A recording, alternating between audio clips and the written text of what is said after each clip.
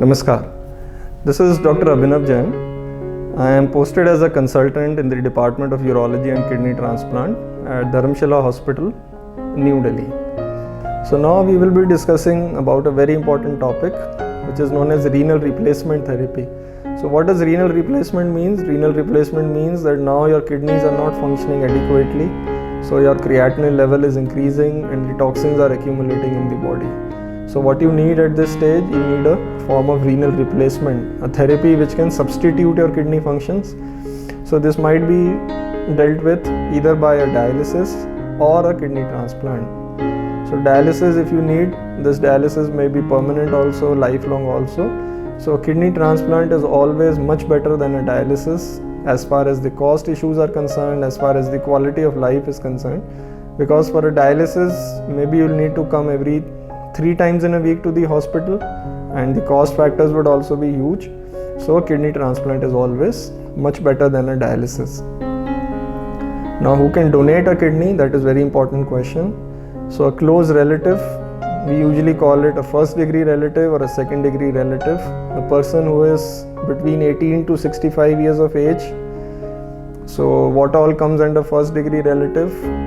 Father, mother, then son, daughter, siblings, and then in second degree relative we talk of cousins and spouse, like wife to husband, husband to wife. These are the potential donors who can donate their kidney.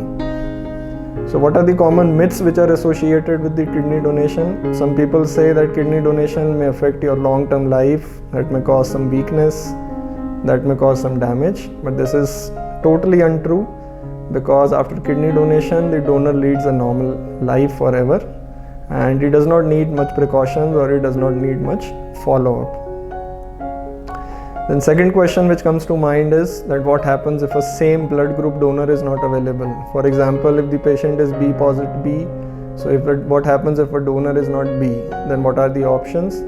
So these are known as ABO incompatible transplants. Normally, if the blood group matches, those are known as ABO compatible transplants.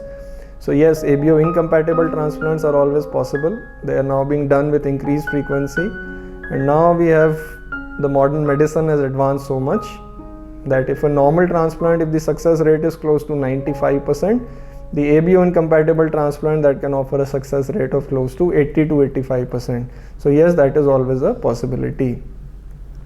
Finally, what happens if a donor is not available? Then we can go in for a swap transplant. Swap transplant means that if we have pairs, supposedly we have 2 pairs of donor and patient and donor and patient. So if a blood group of donor A that matches with blood group of patient number B, so that is known as swap transplant. So that is definitely a possibility.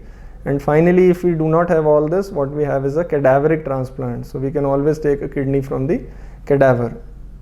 So these are the options which are available for renal donation and transplant. So what about life after transplant? So as far as I discussed for the donor leads an absolutely normal life. And nowadays the operation for the kidney donation is always done by laparoscopy. It is not done by open means now. So there will be less of cuts, less of incisions on the body. The donor goes home normally by the 3rd or 4th day. He can have his normal diet, he can start his activities, and then there will be we normally call him up for follow-up only once or twice, and then there is no need for follow-up. And what about the patient? The patient usually remains in the hospital for 7 to 10 days, and then obviously yes, he needs to follow some important stringent precautions. There are the immunosuppressant medicines which are going on, so the patient needs to take them for lifelong. The only thing is that the dosage of these medicines, the patient cannot afford to skip even a single day of these dosage, and these dosage, they decrease as we go along. So in a nutshell, if I summarize, a transplantation is definitely much better as you compare to dialysis, as far as the quality of life goes, as far as the expenses go. And kidney donation is absolutely safe. There is no weakness or there is no after effects of kidney donation. And the renal recipient or the patient, he also lives a normal life after the transplant. Thank you.